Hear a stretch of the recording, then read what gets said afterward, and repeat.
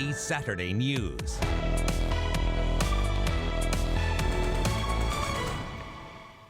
Good evening, I'm Talia Ricci. We begin in Barrie, where some residents have started moving back into their homes. This after a tornado tore through the city Thursday, leaving a path of destruction. Dale Manukduk has the latest on how the community is putting itself back together. The city of Barrie confirms that roughly 150 homes were damaged during Thursday's tornado. 71 of them are uninhabitable. John Hunwicks owns one of those homes. He was at Costco as the tornado approached and warned his wife and son. Literally got into the basement, and about 30 seconds later, they just kind of heard the crashing and bang. Hunwicks is a 20-year veteran with Peel Region Paramedics. A GoFundMe page to help his family was set up. It's raised nearly $20,000 in a day. It is shocking, but I think the fact that everybody's okay, like stuff can be replaced, right? Houses can be rebuilt and furniture and everything can be replaced. Get down! Holy New video provided to CBC News shows the EF2 tornado barreling towards the community it destroyed. In it, George Howard, who lives on Succession Crescent, yells at children to take cover before doing so himself. Get down, get down! The city's evacuation center, set up at St. Gabriel Archangel Catholic School, has reached a limit on donations and is redirecting them to Salvation Army.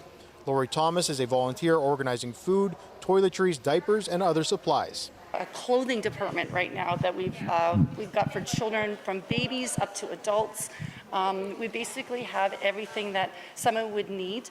Several volunteers are taking supplies from the center out into the community. Hayden Andrews is providing stock he purchased himself. There's no need for me to take from that when I can get this myself and then give extra instead of taking from the supply that's already needed over there.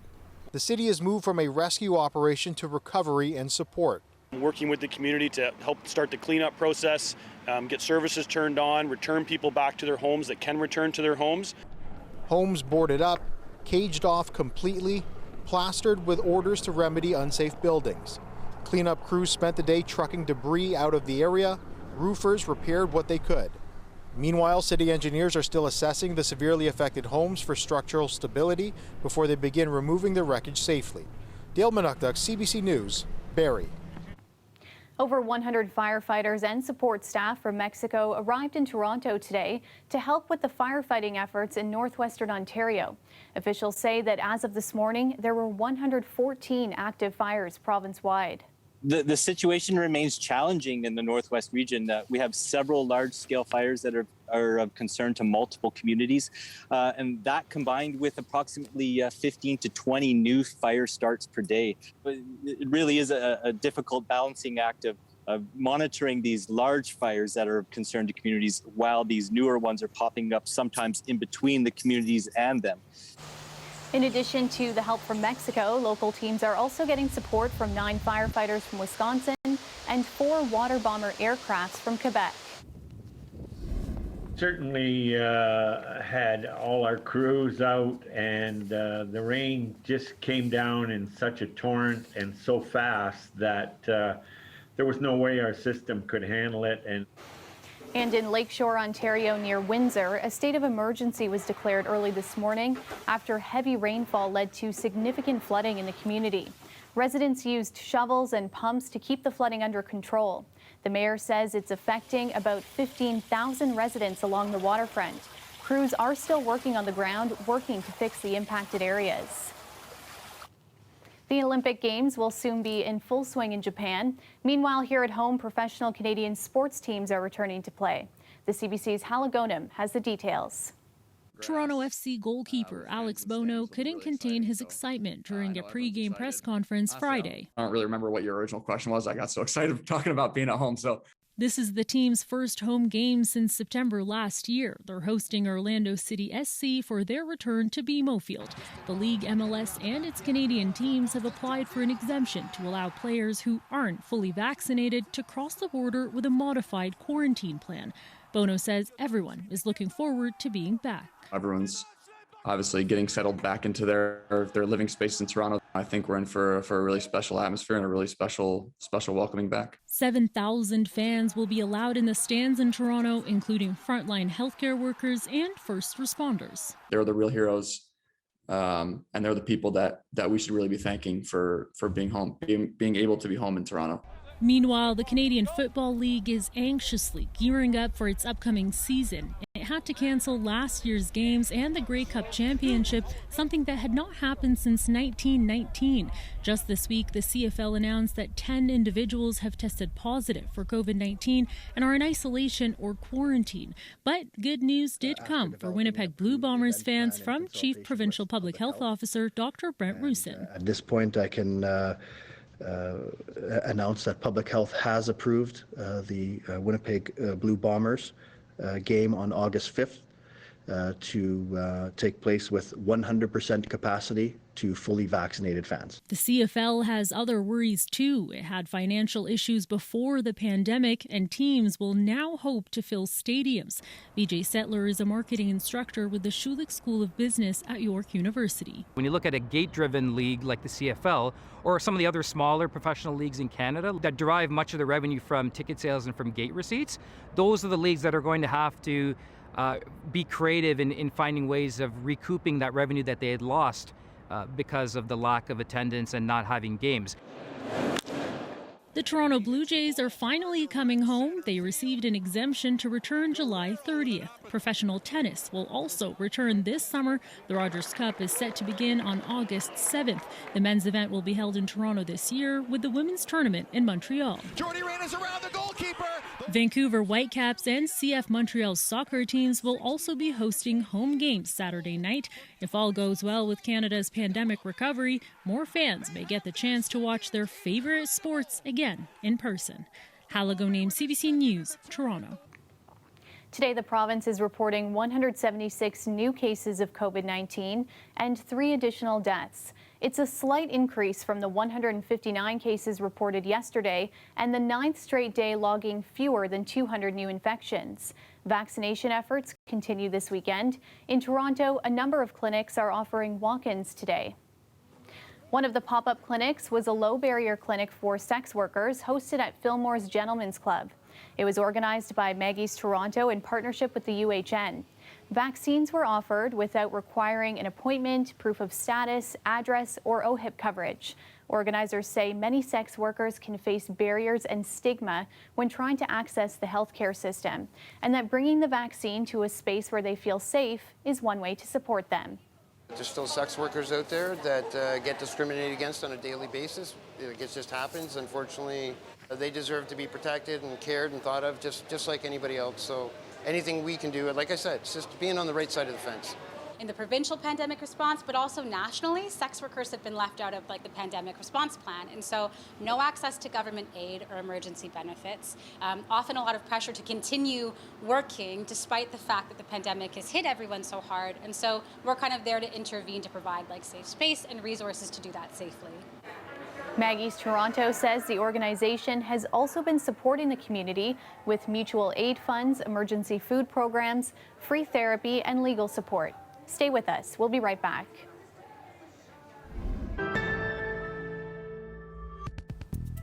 Following Toronto City Council's decision earlier this week to rename Dundas Street, the name is being looked at with more scrutiny across the province. Jessica Ng has that story for us. Novak Landscaping and Equestrian has been at this location on Dundas Street East in Hamilton for over 50 years. Dundas was not about a historic person and a connection to slavery in my mind. It was where my kids grew up, where I raised my family. The regional road also runs through Oakville, and that city tells CBC News plans have not been made to replace the street name. In Burlington, we're open to the dialogue, but we're not looking at this point. And no word yet from officials in Dundas, Ontario or Hamilton City Council about changing the Dundas name. In Mississauga, what we asked for was a broader review, not just on Dundas Street, but for all street names that might be impacted, and there are quite a number here in Mississauga. Renaming the street in Toronto alone will ring in between $5 to $6.3 million. We have to put our money where our mouth is, and that if we want to be an inclusive city, we have to make sure that our place naming policies are inclusive as well. Henry Dundas was a Scottish politician and the British Secretary of State for War in the late 18th century, in charge of colonial policy. Though he's known as an abolition advocate, Emil Joseph of McMaster University says Dundas was more than instrumental in delaying freedom for over 600,000 slaves. Someone who held a position with the East India Company, someone who led an attack on the slave revolt in Haiti.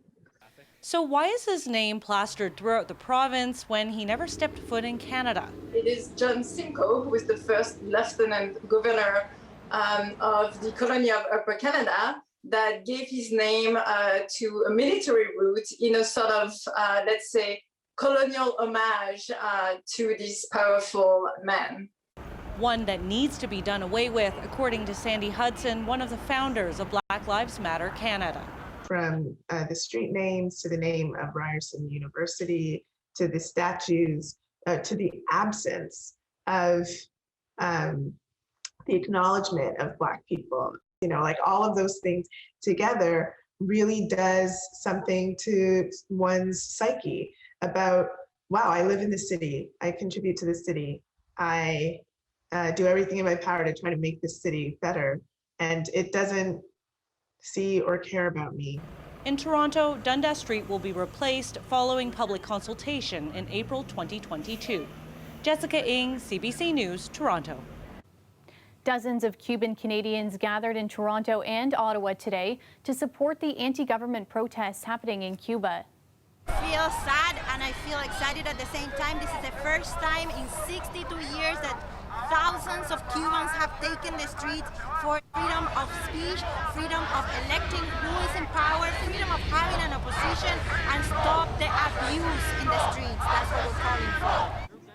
This was the scene in Ottawa. Organizers say they're calling for the Canadian government to take a more active role in promoting democracy in Cuba. In Toronto, dozens also gathered downtown. The anti-government protests in Cuba last week were sparked by a COVID-19 surge, ongoing power outages, widespread shortages of basic goods, and the one-party system of rule. Pro-government demonstrators have also taken to the streets of Cuba in response. More anger was expressed today in Manitoba over comments from members of the government surrounding residential schools. It came at a protest at the provincial legislature. Aaron Broman reports. I want you to feel the power of our voice. On the steps of the legislature, more than 100 gathered, many of them teachers. As educators, we find it really offensive, and it's really quite dangerous with this attempt at historical revisionism. Minutes into his new role this week, Alan Lajemodiere was asked about the intent of residential schools. They thought they were doing the right thing. The week before, following the toppling of statues at the Manitoba legislature, Brian Pallister's comments on Canada's history also drew fire. The people who came here to this country before it was a country and since didn't come here to destroy anything. They came here to build. It implies that, who were here before were somehow less than, and who were here before were those that were pushed away and attempted to be erased as a people. High school teacher Michael Kirkness is the son and grandson of residential school survivors. As educators, we feel that it's our duty to not only teach it properly, teach our history properly, but make sure that the powers that be aren't rewriting history to suit their own ends. The teachers are fighting a bill that would dissolve the school boards and give government more say over the curriculum. Brian Pallister's comments reveal that he is holding on to an idea of this land that prioritizes a certain group of people. Admit those schools were devastation, work towards reconciliation. This group of grannies say they want stronger leadership and honesty. The hideousness of those residential schools, and they're being that hideousness is being neglected. We've been told lies from most of our great divide. Education. Lajemodiere has apologized for his comments. Premier Pallister has not. Aaron Broman, CBC News, Winnipeg. Officials in Tokyo have confirmed a positive COVID-19 test in the Olympic Village. Officials say the person is now in quarantine and is an organizer from overseas, not an athlete. So far, 5 athletes have tested positive upon arrival in Japan. The new case comes with the opening ceremonies less than a week away, and with Tokyo registering growing COVID-19 case counts.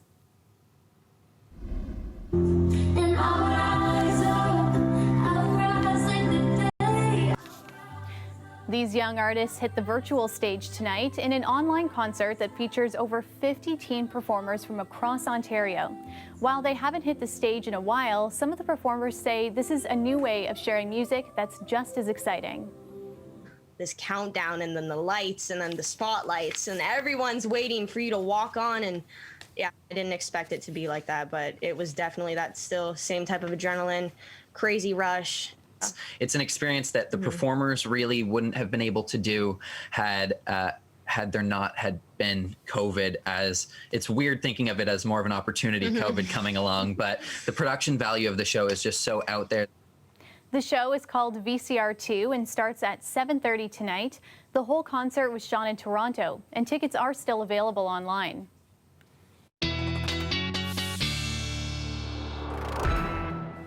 Sophia Kambalia joins us now from the Weather Network with a look at the forecast. I think a lot of us are hoping for a few days of sun in our future.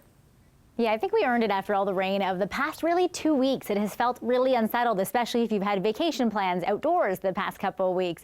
There is an improving name of the game going forward. Pretty nice evening. You might see a sprinkle of rain, but really it won't add up to much. We bottom out at 18, mostly a cloudy overnight period, and the take home for tomorrow will be that of plenty of sunshine in the early half of the day.